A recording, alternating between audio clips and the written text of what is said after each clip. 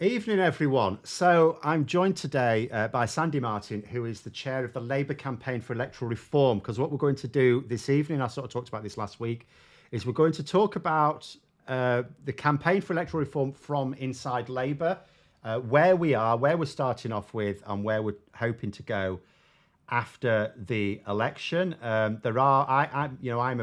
one for keep urging external campaigns to go alongside it because we know Labour are not going to, you know, run with it as such. We need external campaigns to generate a debate and then for Labour to do something. Then I'm just going to start off with Labour's current position, which is here.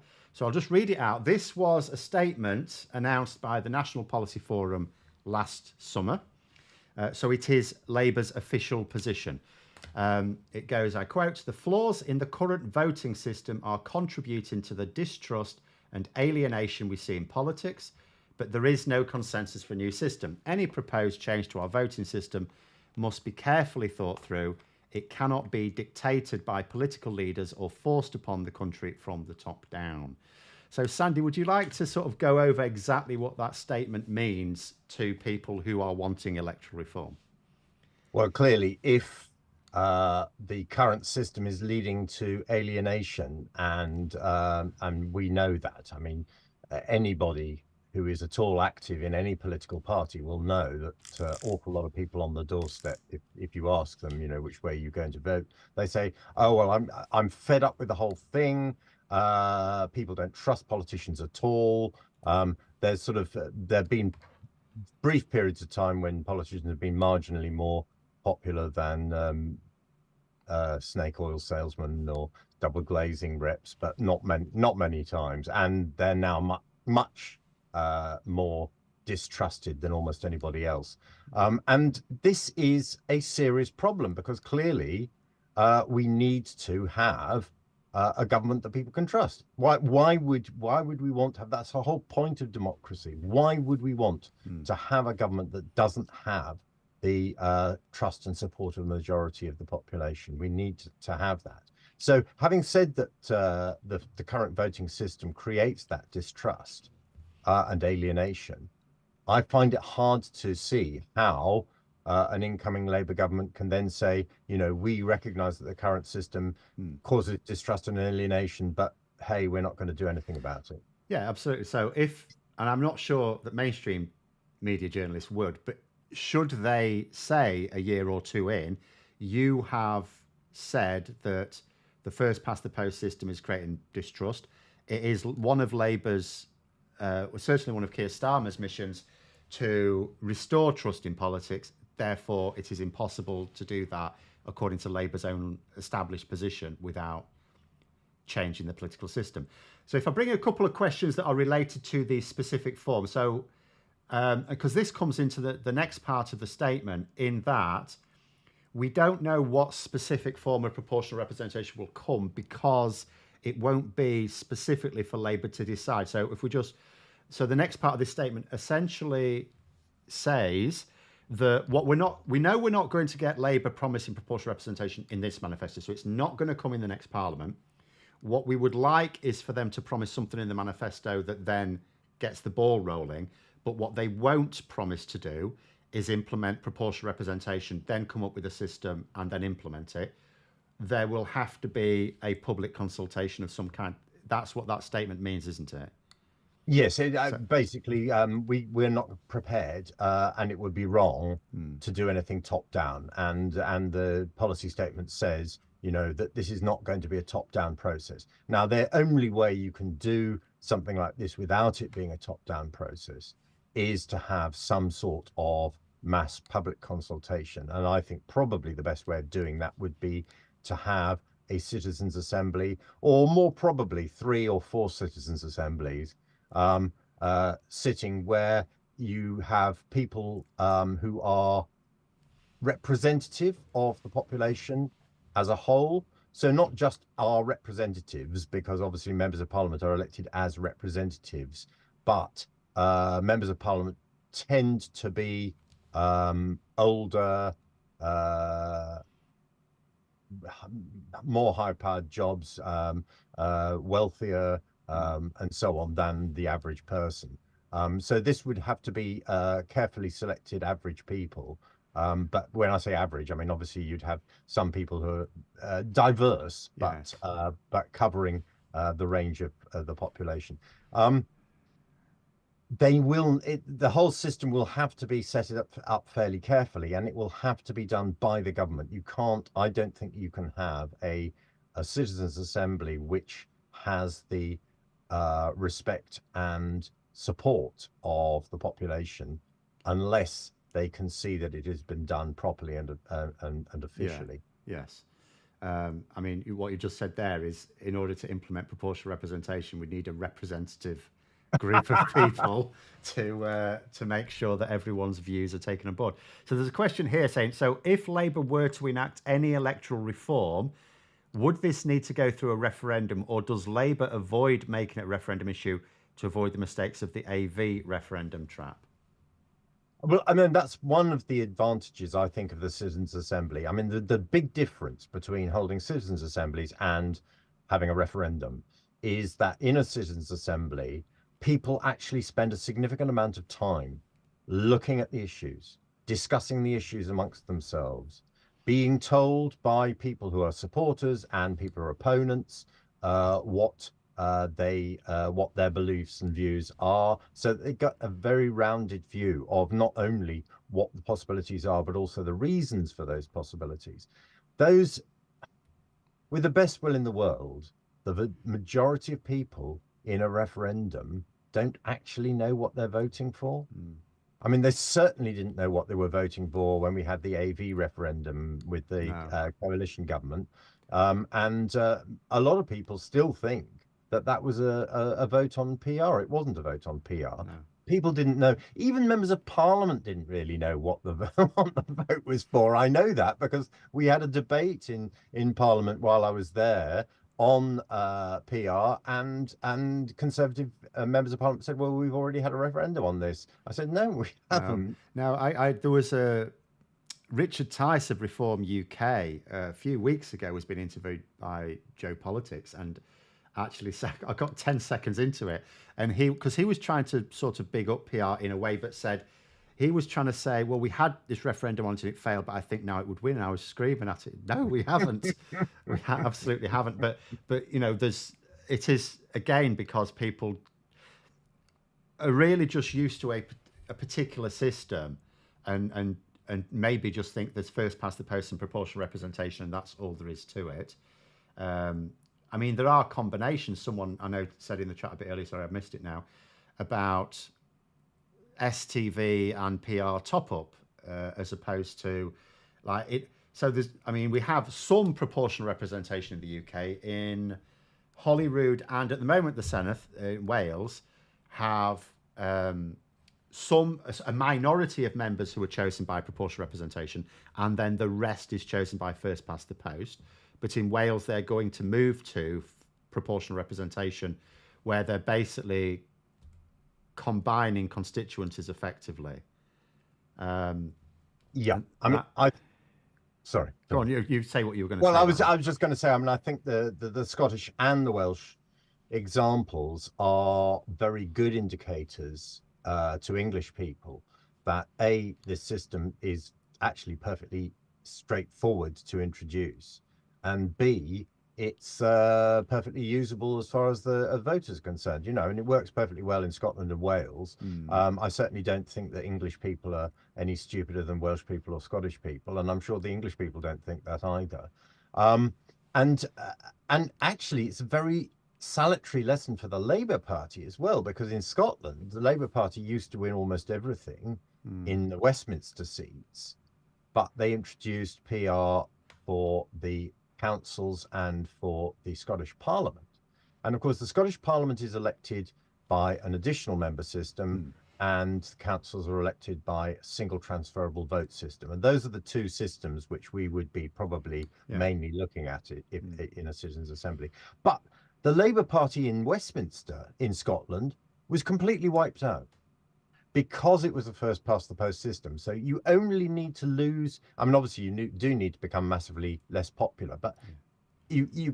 you can still get, they were still getting something like 37, 38% of the vote, but not getting anybody elected. And Yeah. that's really, really bad. If you've got a third of the voters not being Yeah. represented at all, That's it's right. Yeah. just completely nonsense. And what happened in Scotland to the Labour Party could happen. I'm not saying it's likely to anytime soon, but it could happen in England as well.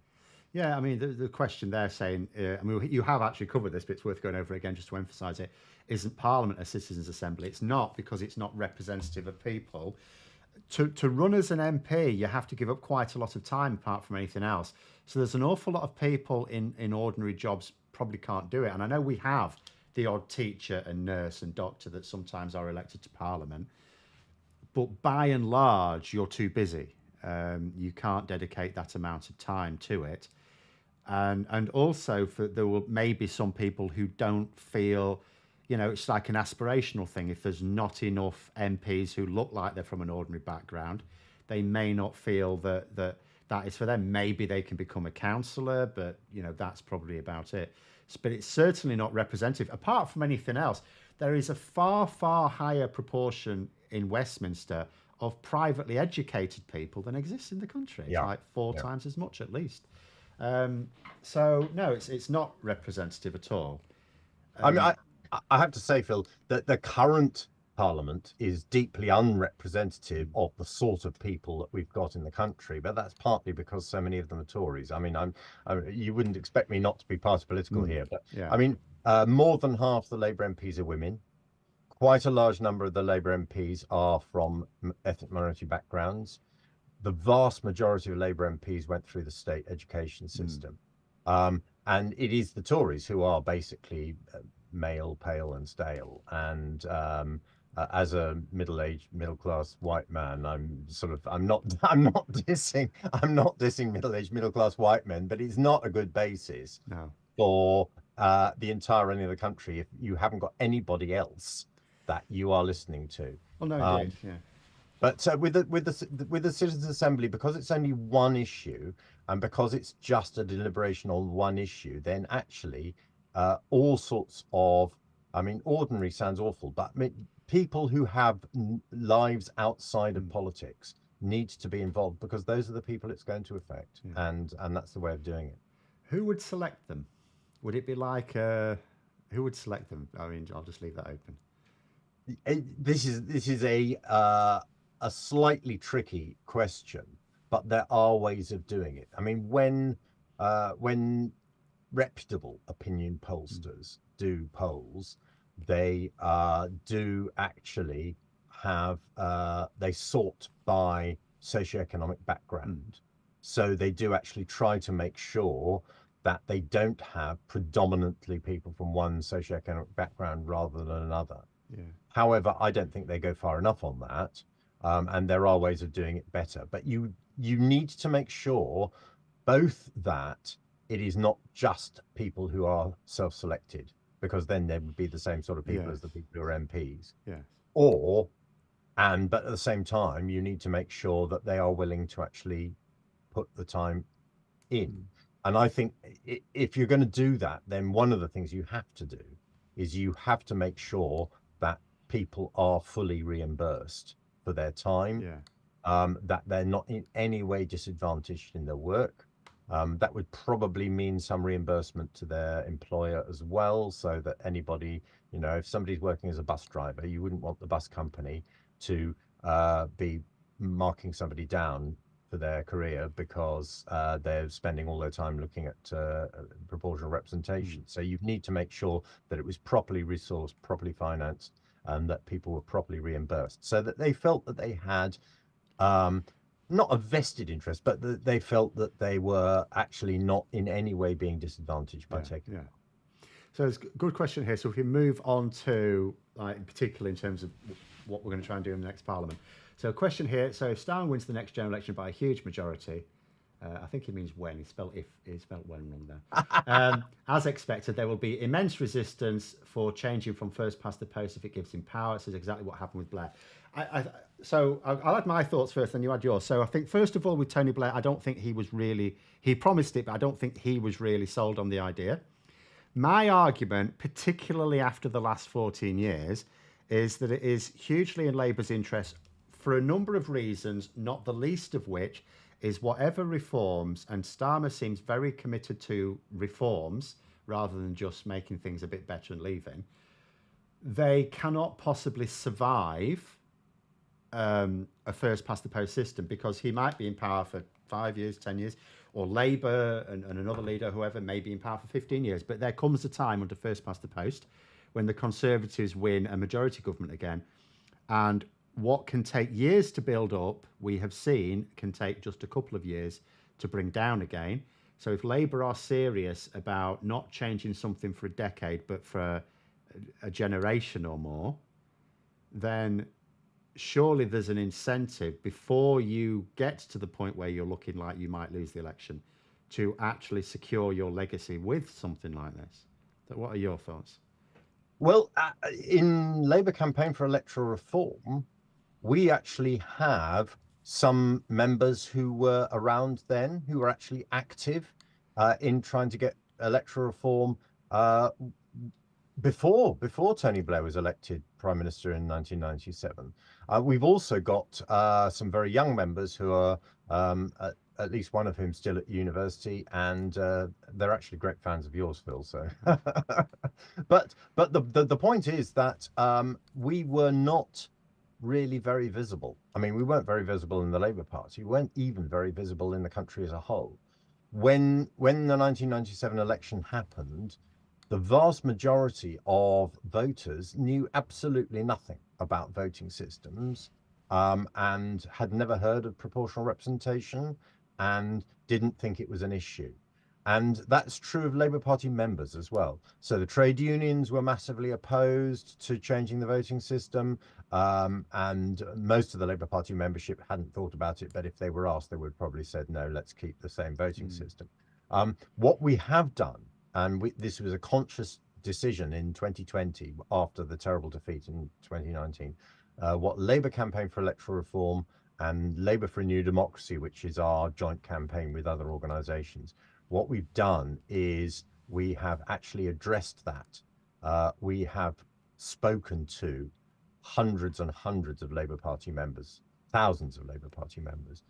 We have spoken to all the major trade unions, and we passed a motion at conference with the overwhelming majority of the Labour Party members and of the trade unions. So it's 80, at least 80% of Labour Party members, and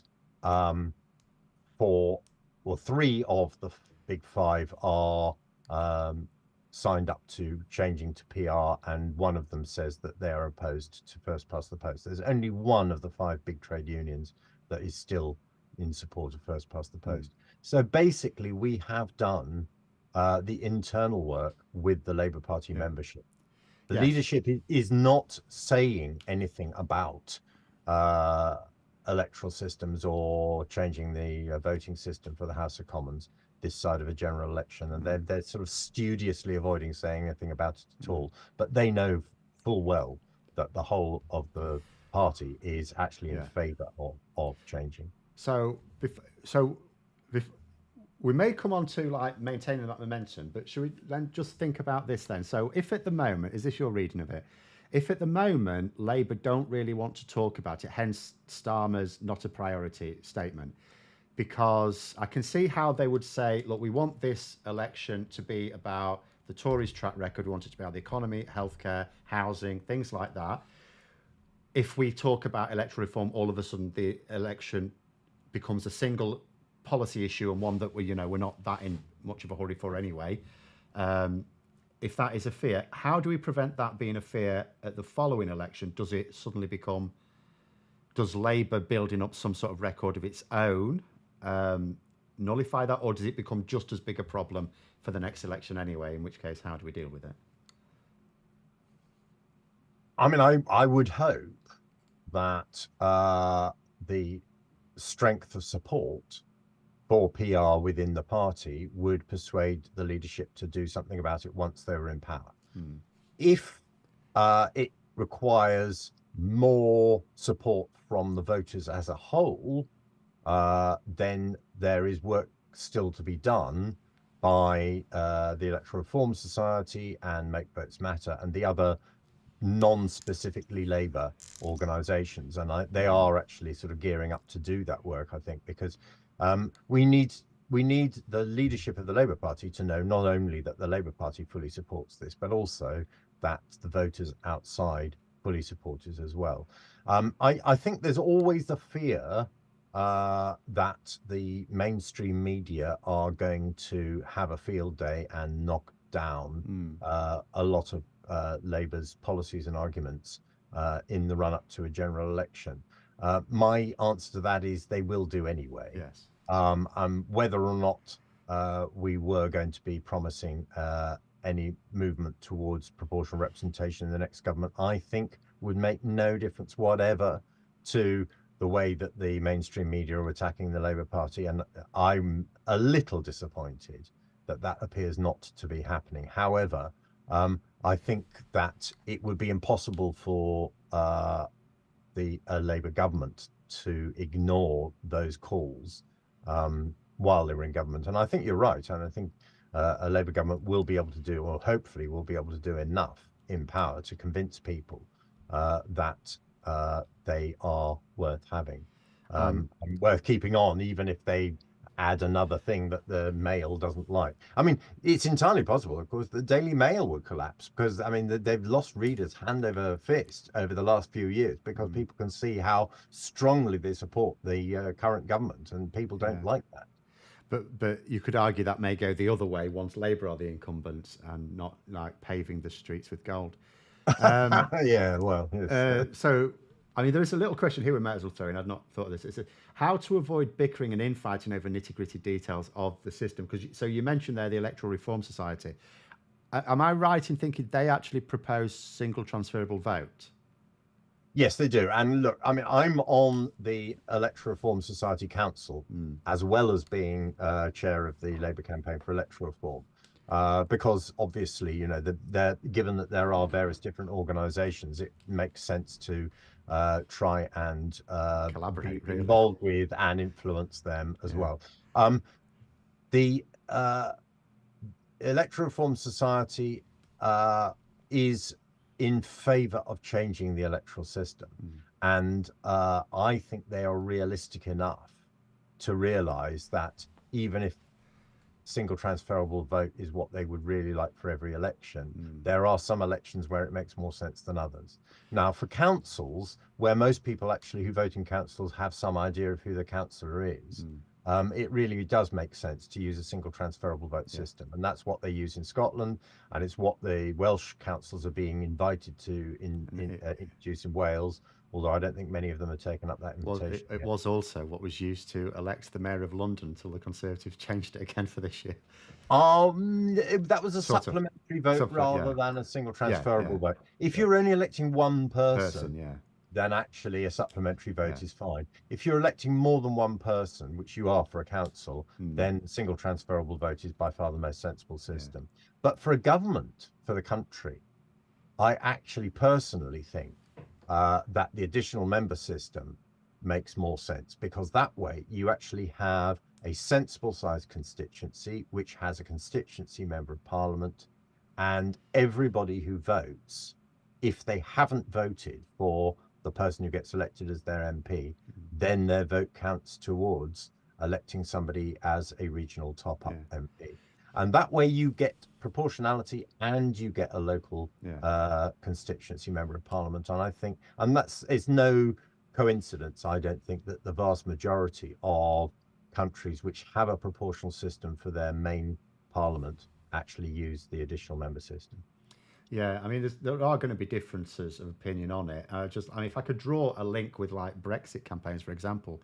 So I remember there were various Brexit groups, you know, before Labour elected for the last time, and they constantly were against each other because they all had a slightly different vision of what Brexit would be. And then they effectively decided just to focus on the fact that they all wanted to leave the EU and not to bring up what for, so they didn't argue with it amongst themselves, and then they became a much more effective force. So I think what we're really talking about here is are the various groups conscious of the fact what they want is electoral reform, and they're not going to end up like with fractious relationships with one another purely based on details. Yes, that's absolutely right, and that was a conscious decision. So when we first started meeting to set up Labour for a New Democracy is a campaign that we've been running, or that has been run since the start of 2020. I mean, it was officially launched at the Labour Party conference in the autumn of 2020, but actually quite a lot of work was already being done. And it brings together the Electoral Reform Society, Compass, Labour Campaign for Electoral Reform, Open Labour, um, Unlock Democracy, um, uh, Chartist Magazine. I'm Yeah. I'm going to upset somebody by leaving them at Politics for the Many. Basically, all the Labour-leaning and Labour internal Labour organisations that are in support of PR, officially in support of PR, because we wanted to make sure that we weren't talking at cross purposes, that we were all Yeah. working together to achieve the change within the Labour Party that we needed to achieve, which I think has been spectacularly successful. Um, and one of the first things that we did was we agreed that we would not argue about systems, because Yeah. you're right, it's a nonsense. You end up with people bickering over details and not getting on with Yeah. actually I mean, attacking you the. can discuss that at the point, if Labour are basically saying quite clearly that the actual system would be determined as part of some other process that's not us, then that is the time to have those discussions anyway, surely. Exactly, exactly. So what I'll do, I'm just going to, let's click the wrong thing. I'm just going to put up some polling at the moment just to show people, and just again, like I always do with polls, just to highlight what you can read into it, what you can't. So YouGov poll various things. So they don't do this every week. This is, should we change our current British voting system? So the last poll was done on the 14th of August 2023, so it wasn't very long ago. The purple line there, 45%, is those in favour of PR. And the specific line is proportional representation where the number of MPs parties win will more closely match their share of the vote. The pink line is first past the post, which is more likely to give one party an overall majority. And then the blue line is for don't know. So in terms of all adults, 45% in favour of PR, 30% first past the post, 25% don't know. Now, we can break that down in terms of certain important demographics. We could do it by age. We know that the majority of people who vote are elderly. The over 65s, it's 44% in favour of first past the post, 38% in favour of PR, but that's not insurmountable. It's a relatively small gap. If we do it by politics, 2019 Conservative voters, 50% favour first past the post, only 30 PR. If we do it for Labour, it's more encouraging. It's 60% in favour of PR and only 20% against, and then another 20% don't know. We do have to caution that 2019 Labour voters are not going to be the Labour voters for 2024. So I'm going to be quite interested in what this poll shows after the election, because then it won't be 2019 Labour voters anymore, it'll be 2024 Labour voters, which will be a bigger spread of the population and hopefully a much greater number of the population as well. But that's in terms of the polling situation. So there is already I mean the fact that even if I go back to all adults, there's 25% saying don't know. It's encouraging itself, isn't it? That it's not like 50%. It's not like people are going, I don't even know what you're on about. PR, what's that? So there is 75% of people at least having a view on a political system, which doesn't that indicate that a lot of people do think about it at times, even if they don't necessarily know what all the different forms are? I would like to think so, but I'm not necessarily Mm, convinced. yeah, I mean, it's very difficult to do a poll and make sure that you're getting the answer that somebody really thinks yeah, without actually explaining to them exactly the which way they yeah, should vote anyway. Um, and the words chosen actually make a massive difference to what mm, people say. So the very fact that it says will more closely match, yeah, people think, oh, well, yes, of course I want that.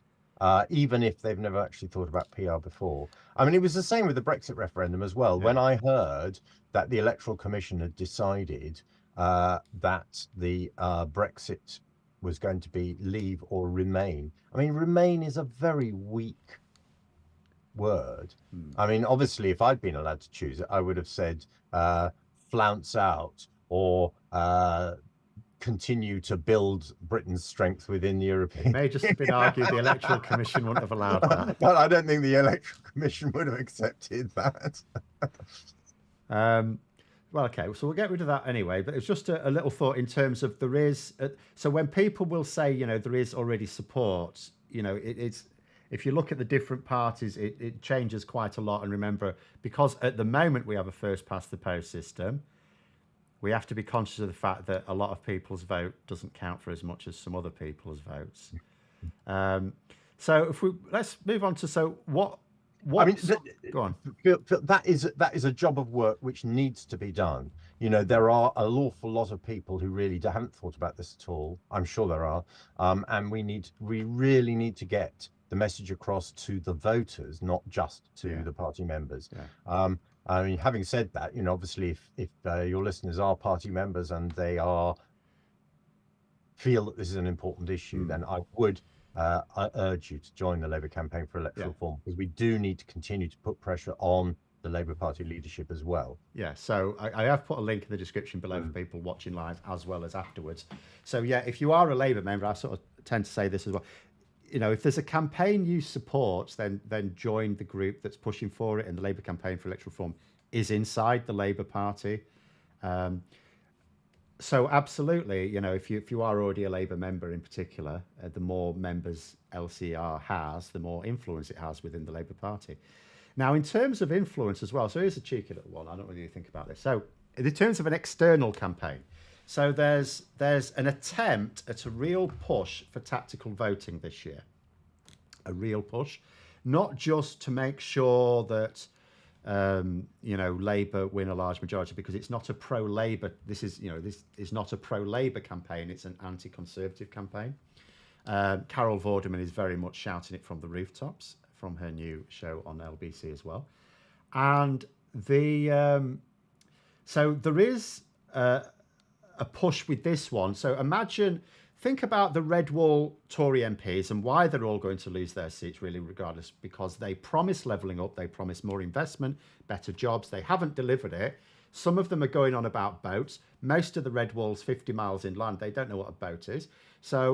But they're going to lose their seats, not because they're not stopping the boats, but because they haven't delivered a better standard of living, because they specifically said that they would. And Boris Johnson acknowledged that he'd borrowed those votes on the basis of delivering a better future for those people that he hasn't delivered. There could be a similar situation with what we might cheekily call blue-walled Labour MPs after the election. If there are a significant number of Labour MPs who've been elected on the back of tactical votes in seats they never should have won, and they realise that what those people want is not stopping the boats, or in fact, in some of those areas, it's not necessarily even much better standard of living. If what those people want is electoral reform, does that create a lot of new allies within the Parliamentary Labour Party after the election?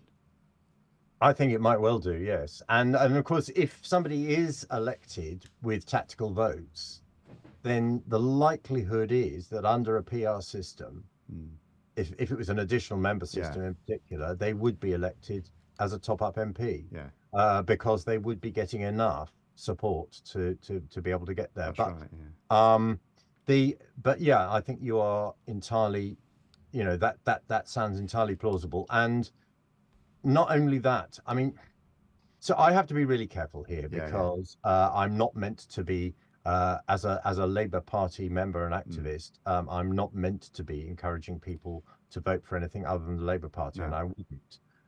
But I would say that there are some constituencies where it really doesn't make any sense under the present system to vote for anything other than the Labour candidate in order to defeat the Mm. Tories.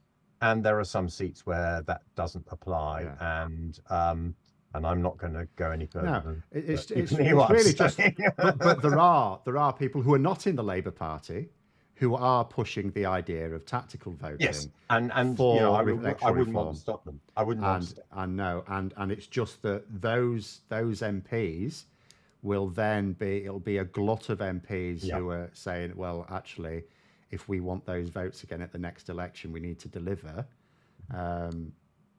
And if what those voters tell them they want to deliver is electoral reform, then that is more support for electoral reform within the parliamentary party. What what do you see then the main issue if we're going to work towards if the aim is Labour putting something in the 2028-2029 manifesto that says we are going to start this thing, and if it produces a result that says people do want a change in the electoral system, we will deliver it in line with what they say. So we want a manifesto promise that basically says, as long as we can meet a constitutional hurdle, that we will introduce proportional representation or whatever in the following parliament. What do we need to do to get to that point? well, yes, I would go a bit further and faster than that. I mean, I think if we don't have anything until the manifesto for the next but one general election, then that's just too far away. Yeah, That's too much dawdling.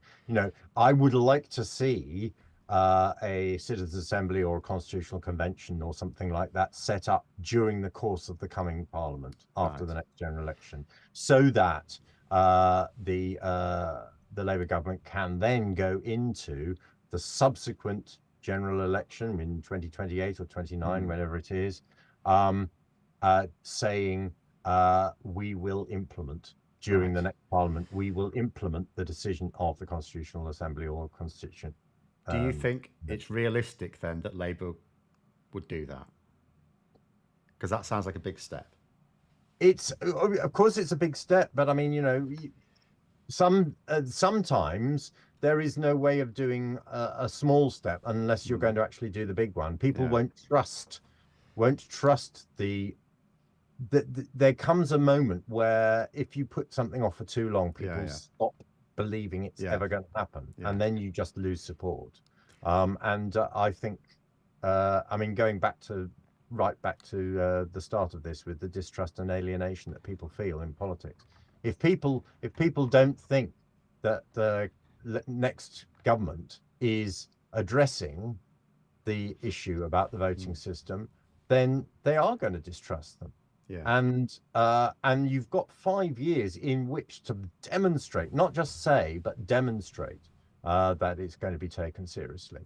I mean, we had a thing in the manifesto in 1997. It Yes. wasn't carried through. Yeah. Just a thing in the manifesto is not going to cut the mustard. There have to be actual movement. There has to be actual movement towards changing the voting system during the course of the coming parliament. I think you're right. I don't think it'll be possible to actually institute that change during the coming parliament, so that the next but one general election will probably have to be fought under first past the post as well. But it needs to be clear that that will be the last one that is Yeah. fought under first Well, past the I post. see. I'm comfortable with that because my attitude there, as someone who is a Labour supporter, is if they introduce proportional representation in not the next parliament but the parliament after, it gives Labour two full parliaments to go full steam ahead with their own reforms. And also, it means in that following, not the coming election, but the 2028, 2029, they're basically, as long as they can credibly say we are going to implement this, they can essentially say to any voters who are not Labour voters, if you lend us your vote for this one, then you will have this system in place for the following election. So that could be quite powerful. But what needs to happen for, because I don't think you're suggesting that at the moment this is Labour's plan. So what needs to happen to make it their plan, do you think? I think they need to be reminded constantly of what the Labour Party members and trade unions believe. Mm, And secondly, and that's our job in Labour yeah. campaign for electoral reform. And secondly, which isn't our job, is there needs to be pressure from non-Labour Party Mm, people from outside, from the voters. yeah. And that's the job of the big organisations like ERS and Compass and so on. Yeah. And how are they? So are they going to suddenly swing into action after the election, do you think? Because at the moment, what we're not seeing is like, we're certainly not seeing a national debate on it.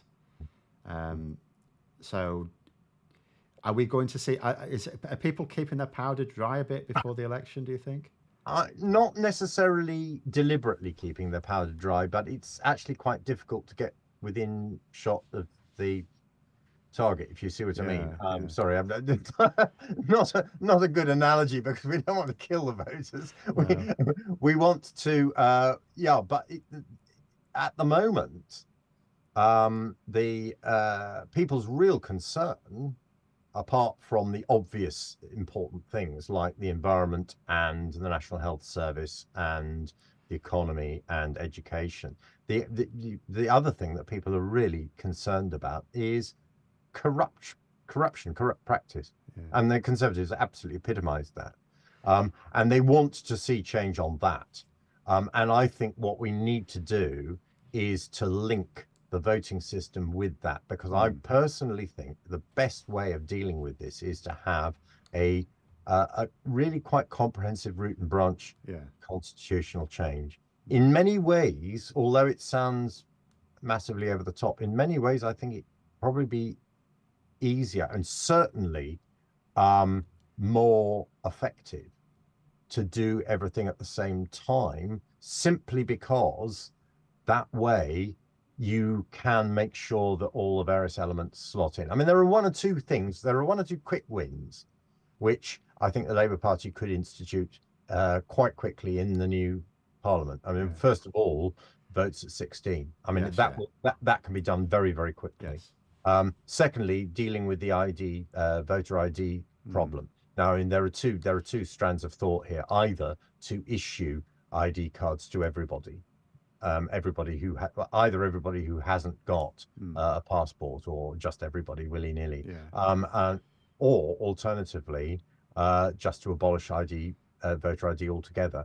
I'm not sure which of those two the Labour Party will go for, but hopefully they'll go for one or the Well, I'm other. gonna say they'll both kick up a stink in the media because if you try to issue ID to everyone, they go, "Oh, this is what the Nazis did," and then if you try to, well, they've done it before because Labour I mooted know, ID cards, and it didn't was they? ridiculous. I think that, to be fair to Blair, and I'm not always fair to Blair, but I mean, to be fair to Blair, I think one of the reasons why that ID move to introduce ID was dropped wasn't just because of the media. It was also because they recognised that their computer system that they were going to use in order to operate it was not going to be fit for Yeah, purpose. It like the Post Office yeah, Horizon yeah, system. Unfortunately, it is far too easy to institute a really big, complicated computer system which just doesn't work yeah, and fails and yeah. costs an enormous amount of money and ruins people's lives. And we Mm, certainly don't want that. no, But yes, I mean, I think it's a terrible shame that we haven't got ID. And actually, having worked with disadvantaged people before I was a full-time counsellor, I was working for in a well, it was it started off as an unemployed drop-in centre, mm, but we were having a lot of people who were homeless, workless, had multiple problems, and one of the biggest problems they had was proving who they were. yeah, yeah. I mean, even me, I don't have a passport, so just proving who I was to the Labour Party at the conference last year was a bit of a chore. Or the last time I had a job, it's like th- something from list A and two things from list B, and Mm. so it is. Yeah, it is actually quite difficult. Um, yeah. So let's have a look. What else we got? So, oh, hello. the question here says, supposing Labour does decide to go for PR, remember what? So what we're saying is Labour will decide to go for electoral reform, and then others will decide what we do. Might there be a danger of the electorate fearing that electoral reform would destabilise the nation as Brexit has done? I suppose maybe that's a question of, is that the angle that the media, mainstream media who will be against this will take? I don't know which angle the mainstream media will take. I mean, my guess is that they will take every angle that they think might work. Well, certainly the Mail will. I mean, nobody has ever really expected the Daily Mail to be consistent. They contradict each other at the drop of a hat, and the Sun does as well. Yeah. So they'll probably go for every possible thing. I mean, one of the ones was, which I think was the one that worried Keir Starmer's strategists the most, was oh, they don't think they can win under first past the post, so they're going to try and change it. But I mean, I think a very convincing win at the general election will scotch that one. Right. Okay, good. I mean, I can't see how they could really argue that changing the electoral system is going to destabilize the country. I mean, clearly, ditching all of your main trading partners and making it more difficult for anybody to do any sort of transaction, is not that surprising that destabilizes the country. Would there potentially be an interesting ally in that? So Reform UK. Now, I don't know exactly what they want to do. I might have a guess. But assuming they want to become another political party, which I'm not convinced, but if they did, it would explain why Nigel Farage and Richard Tice talk positively about proportional representation. Would that potentially cause some discord within the mainstream media, with some maybe deciding they would back it? How useful do you think it would be? Yeah, no, I doubt it somehow. I mean, I find it very hard to understand what is in the minds of the people who run the Daily Mail and Rupert Murdoch's empire, because I would have thought that however rich you are and however much money you've got squirreled away in the Cayman Islands and however much tax you're not paying, which you should be paying, nonetheless, you would actually want to have a habitable planet to pass on to your grandchildren, but they don't even seem to be focused on that. No. So I struggle to understand what goes through the minds of the people who run the mainstream media. I mean, when I say the mainstream media, I'm really basically talking about the Sun, the Mail, to a certain extent the Daily Telegraph, although obviously not that many people read the Daily Telegraph anyway. But so many people don't get their news from the mainstream media now anyway. I think more importantly, the broadcast media need to wean themselves off allowing the Sun and the Mail to set their agenda. I mean, I think that would be actually a massive step forward.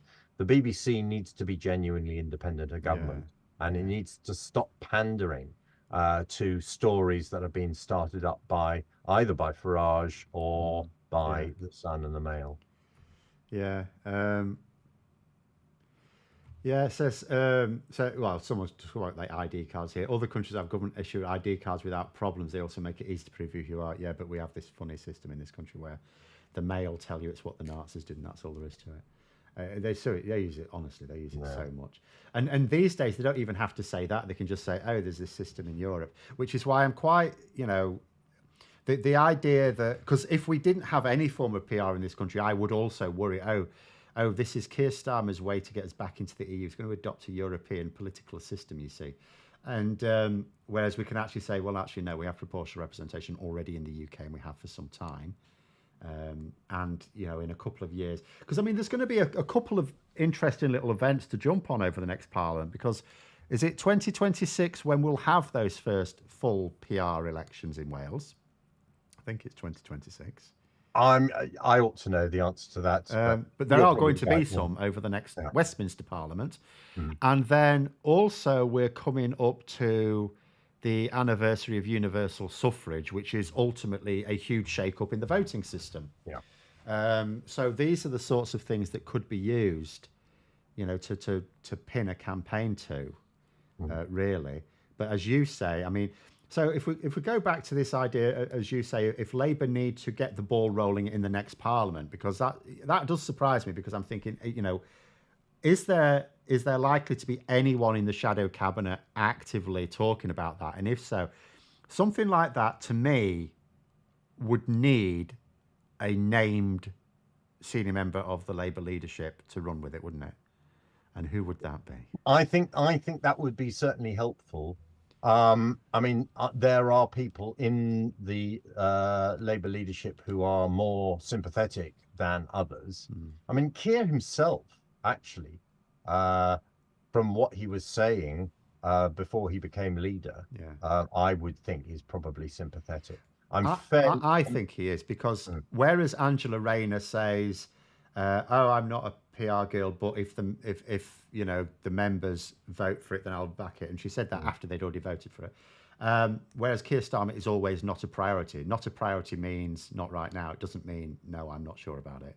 Yeah, I mean, he actually one of his statements prior to him being when we were having the leadership contest, one of his statements was that there are millions of people whose votes don't count, Mm, and we need to address that. yeah, And he's absolutely right. I mean, at 70, obviously it depends on how you define it, but yeah. um, on what I think is a reasonable assessment, 70% of all the votes cast in the last general election made no difference to the result. I, I mean, that is really I'd scary. argue much more than that. I would Well, argue that. if you work on the principle that every person who is elected needed to have the votes Right. that up to 50% of the electorate, Mm, so you need to, in order to know that you're going to be elected. I mean, obviously you can be elected with less than 50% of the vote, yeah, and most many MP are. Yeah, are. yeah. But in order to know that you're being elected, you have to get 50% of the vote. So if all the members of Parliament who got 50% of the vote or more had their 50% of the vote, and then all the additional votes that Mm, were of no purpose whatsoever, yeah, and all the votes that were cast for members of parliament who weren't elected, yeah, that comes to 70%, yeah. 70% of the votes. I mean, and it's actually the ones people who vote in places which are dead safe Mm, for the MP, their yeah. vote is worthless Yeah, as well, well. that's why I'd argue it's much Yeah, more, because there's yeah, a lot of safe seats, and ultimately, the votes that count are not the one. They're not my vote. My vote doesn't matter. The constituency with boundary changes now will be more marginal. Um, I can tell you how I'm going to vote for the next 30 years, but it's the swing voters yeah, in the seats where there is a contest, which yeah, is, I mean, yeah. this year, okay, there could be a lot of movement. It's going to be another extraordinary election with a lot of, but generally speaking, it's the movement of like 100 or so seats. And it's maybe a few thousand people in each of those seats, and that's all that counts. Whereas, and even then, those swing voters are only making their vote count if they vote for one of the candidates that has a realistic Yeah, shot. yeah, that's right. That's right. So it's a very small number of people who really Mm, have the power with their vote to yeah, make a difference to the result. Yeah. yeah. Um, So, good one. This question, I'll just better read it through first, just to make sure it's something we can answer. So someone's asking there. So let's say it's the case that Keir Starmer personally supports it, but over half his cabinet, shadow cabinet, does not, or cabinet in government. Is it best for him to personally overrule them in such circumstances? I don't think he. I mean, I can answer that and say he wouldn't, because he's not that sort of leader. But so, what do we do about? I mean, do you have an inkling in terms of the current shadow cabinet? It has changed recently in terms of the current shadow cabinet as to what their feeling is. An inkling, yes. Mm, I would be very surprised if there were more than two or three members of the shadow cabinet, uh, or who are currently members of the shadow cabinet, or who would be members of the cabinet mm, under Labour government, that are fundamentally opposed to changing the right. first past the post system. The majority of them would say, if you ask them, this is not an important issue, this is not something that we're going to be campaigning on during the general election, but they wouldn't say, I am opposed to it. And there are one or two who are clearly in favour. And apart from the shadow cabinet members, it's also worth looking at the shadow ministers. So that's the next tier Yeah, down, yeah. because of course some of those people will be in a Labour cabinet. I mean, there are people. I mean, the best example, and I can be open and public about this because he has been open and public about it and has made it very clear. Alex Sobel, who is absolutely 100% ironed on for PR and has been campaigning for it, and he's the parliamentary spokesperson for Open Labour, and Open Labour have been campaigning for proportional representation and have been a useful and active part of the Labour for New Democracy coalition as well. So we've got really strong proponents of PR in the Labour Party in fairly senior positions, and I don't think a shadow cabinet would be a problem. And as you say, you know, Keir is not the sort of person who would dominate a shadow cabinet by telling everybody to shut up and you must do what. He's not like Margaret Thatcher. On the other hand, you know, if you are the prime minister, you choose people in the shadow Yes, cabinet yeah. who you think will be able to work as part of a team. And if somebody was going to make real trouble for you, if you were trying to do something that you thought you needed to do, then you probably wouldn't have them in the shadow in the cabinet in the first place. Yeah. Yeah. So, I mean, Pollinator saying there is very much along my thinking. So at the moment, as Labour leaders, only priority is getting into number 10. That is true. But as I always say, that's their one job in opposition. But in government, there's lots of jobs.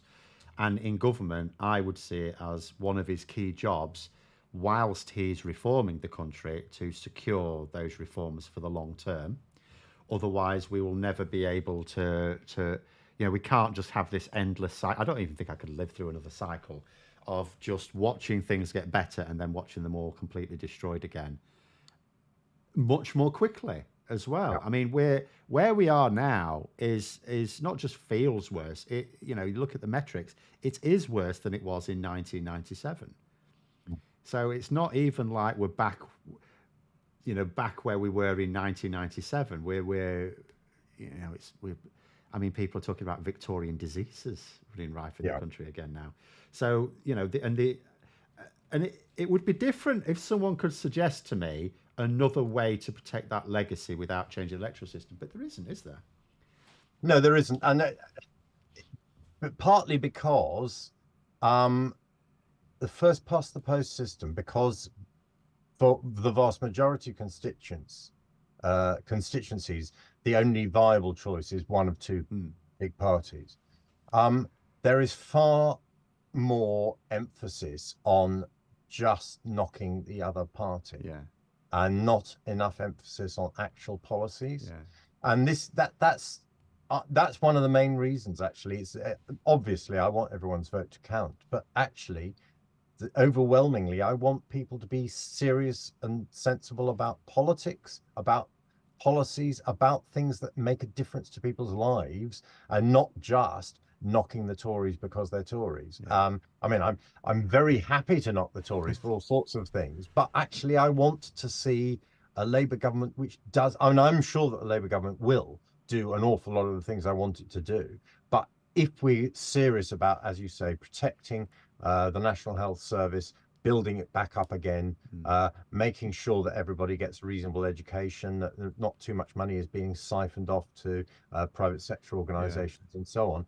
If we want to make that permanent, we can't do that under a first past the post system, because sooner or later, an ideologically bizarre right-wing Tory government is going to come back in again. yeah. We'll just go one last one, and I'll give you sort of closing thoughts. Then it says, Daz has said. I mean, the answer to this is really easy. It says, can Labour give their members a vote on whether to pursue PR? They already have. They voted overwhelmingly in favour of it. If you mean a vote that goes out to the wider membership, I'm not sure there's any value in that, because it makes it then look like an internal thing. At the moment, Labour are attacking the Conservatives for basically, particularly over the leadership contest, pandering to like 120,000 Conservative members, which is not focusing on the public. Labour would just then do the same thing. So, you know, there has to be some public engagement with this, and this is why I always talk about external campaigns really need to get the conversation going in the public and get the public thinking about it, and other people who would like to engage with that. So Carol Vorderman at the moment is pushing for tactical voting, but she is pushing for tactical voting in the interest of electoral reform. So after the election, she's going to be one of those voices talking about electoral reform. So there's quite a few things that are going to sort of suddenly happen after the election. You know, as you say, we are going to have 16, 17-year-olds having the vote. And, you know, even though they don't vote in as large a numbers, young people, as elderly people, they do still vote. And the way they are likely to vote is not for the state system that, you know, they've been brought up in. They're much more likely to be pro a representative system. I still harbour little hopes that maybe EU citizens could be given the vote as well, because I think it's a madness that we can say that someone living here who has a passport from a Commonwealth country can vote in a general election, but not a passport on our own continent. You know, but so there are little, and as I say, some of the people now pushing for tactical voting after the election, they're going to say, right, well, we've built up this coalition, so now we can push for electoral reform, so that we don't have to have a system. Explaining to people, you know, it's not ideal to have a system where you are being forced to choose between two parties that, you know, you're not really sold on. You're, because as you say, you know, we're hoping for voters to vote not for Labour, to vote against the Conservatives, which is quite Yeah. a negative way of looking at politics. Yeah, it is, and of course, and that is what tactical voting is about. But you can understand why people want to do it, Yeah. because that is, in some cases, the only way that you can remove a Conservative MP. So, I mean, I'm not going to go on record to tell people not to No. vote Labour in Amersham and Chesham, because I could be slung out of the Labour Party for saying that. However, I can say that my perception is that a Labour candidate in Amersham and Chesham has virtually zero chance of being elected, and people know that. And Um, also, yeah, I mean, it's in Labour's interest anyway that people tactically vote against the Conservatives, because if, you know, an argument I say for people who say, well, if Labour are on for a big win anyway, why would I vote tactically? It will just mean more Labour MPs. It will mean a lot more Labour MPs, mm, but by saying that you don't want to do that, what you're saying is you want a Conservative MP in general. Because if I refer to yeah, someone asked, and I didn't bring it up at the time, about, you know, there are some people who say, well, can we try and force a Labour Lib Dem coalition? There is, if you could choose how people vote, there's no way of doing that, no, because there's like one seat in the country that Labour are fighting the Lib Dems for. Now, this year it might be a bit, there might be four, because it's all really weird at the moment. But by and large, Labour are not competing with the Lib Dems in any constituent, in one constituency in Sheffield near me. That's it. So no, you know, where you're, if you're going to vote tactically for either Labour or anyone else, what you're doing is voting for the one that's most likely to displace the Conservatives. And who is most likely, because I'll tell you something, the Conservatives, their major policies, their major legislation over the past few years, that if you think of all their big bills, it hasn't had cross-party support. That it's been Conservative MPs ramming it through. I believe a lot of Labour's big legislation will have cross-party support. You know, not necessarily universal. There might be one bill that has Lib Dem support in Parliament, one that has SNP support. You know, you never know. The DUP may even vote with Labour on something, but and that's not going to happen with Conservative MPs, because they will just reactively, just like the Republicans in America, even on things they will agree with, reactively vote against it. yeah, So that's a big argument for tactical voting. But at the same time, people shouldn't have to vote tactically. It should be the case that people should be able to vote for the candidate or party that most appeals to them, and then we have to trust that the majority of people will deliver a parliament that is vaguely sane. yeah, absolutely, and that's one of the best reasons, or one of the good reasons for having a PR system, is that it no longer is necessary for anybody to vote tactically. You can vote for what you actually believe in, and that's the sort of politics that I want to see. Yeah. So if we'll just emphasise on the last bit then. So yeah, if you are a Labour member, joining Labour campaign for electoral reform will be very powerful. If you also support electoral reform, I don't know, you may actually support first past the post, but I generally find that not many of my viewers do. But have you got any old closing thoughts you wanted to get out that we didn't cover today? Yeah, I just wanted to say something about extremism Mm, because that's the other argument that people sometimes say, oh, well, proportional representation will let in extremists. I mean, it does depend on how extreme you think the extremists are. We do have organizations in this country that are prescribed. And so there is no way, if it's a prescribed mm, organization, then they wouldn't be able to be elected. We also have rules about people who've broken the law and convicted people and so on. We also, most countries with a PR system have a threshold so that you don't get tiddly little nutty parties getting elected. There are countries which don't have a threshold. I mean, the best example I can think of, a country which doesn't have a threshold at all and which just has straight PR across the country and no constituency links, is Israel. And mm, obviously, nobody in this country is promoting the idea that we have an electoral system like Israel's. Even in Israel, I think most people no. don't like it. Um, but if we had the threshold, if we keep the constituency link, if we have either STV or a top-up system, then even then it is possible that we will get some people. It's likely that we will get somebody from Reform or Mm, the UKIP or Brexit Party or whatever they call themselves this yeah, week elected. If that happens, I have to say that is part of democracy. yeah. There are people who have those beliefs. And what's happened in this country, because we don't have uh, that proportional system, we don't have representatives who represent the way that people have voted. Mm, Instead of having a significant party in parliament, what UKIP, Brexit, Reform, whatever have yeah, done is they have infiltrated the Conservative Party. yeah. The Conservative Party is now, to all intents and purposes, what UKIP would have Mm, been if they had been in government. yeah. In fact, many people point out, you talk about the BNP are proscribed. Yet, if you people constantly bring up some of their campaign leaflets from the 1980s, and some of the phrases on it are the ones that cabinet ministers use now. But the other thing you could say about extremism as well, or some of these what we might call extreme parties, is that they work on the basis that they're working against the establishment because they can't get elected. They're keeping us down. This shadowy woke blob is keeping them down. Whereas if their MPs, if their candidates, if some are elected to Parliament, that can no longer be the case. Those people Yeah. do have a voice, and they cannot argue they're being kept down because they will be getting representation in Parliament according to their share of the vote, or much closer than now. Because Reform UK, even the polls that have them at the moment on like 12%, which I think is over egging it. I think the online pollsters are getting a bit wrong. But even if that happened, they're still not projected to win a single seat. Whereas under PR, they'll win some seats.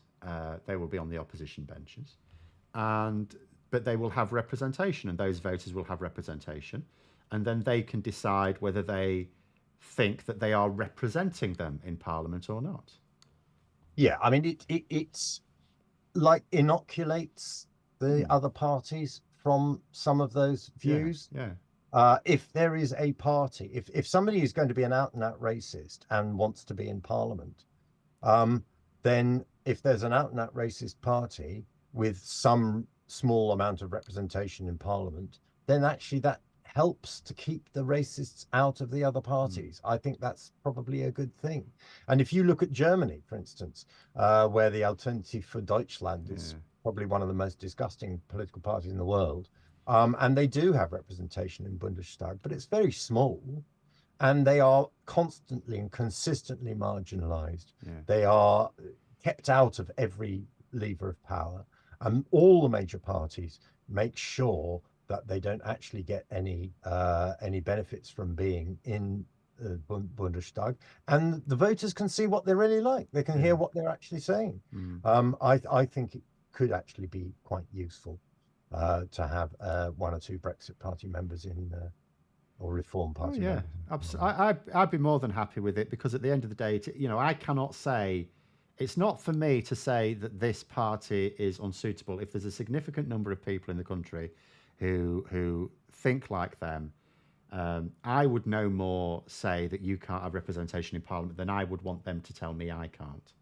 Yeah, So, yeah, but there we go. Well, thanks very much for joining us anyway. Hopefully, we'll be able to see. Well, after the election, hopefully, we will see some progress. We will see. I do expect certain things to happen.